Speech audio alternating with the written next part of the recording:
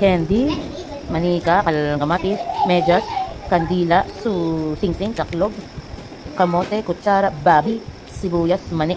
Kama! Good job! At ito nga ang activity namin kanina. Initial letter worksheet na mismo si Teacher Jane ang gumawa. Hilig nga ako na mag-customize ng mga worksheet ng aking mga bata kasi mas alam ko at gamay ko kung ano na talaga ang naituro ko sa kanila. Kaya nga natutuwa ako pagka nasasagutan nila ang mga worksheet na to. Ibig sabihin, may natutunan sila sa akin. Lagi ko nga silang pinapractice na i-determine kung ano ang initial letter sounds ng bawat pictures para masanay sila sa mas mahirap ang gawain. Mahirap talagang sagutan to pagka hindi mo alam ang tunog ng bawat letra. Kaya good job kids and I'm so proud of you. Ganito nga lang ang style ko. Magtuturo ako sa kanila ng letter, tapos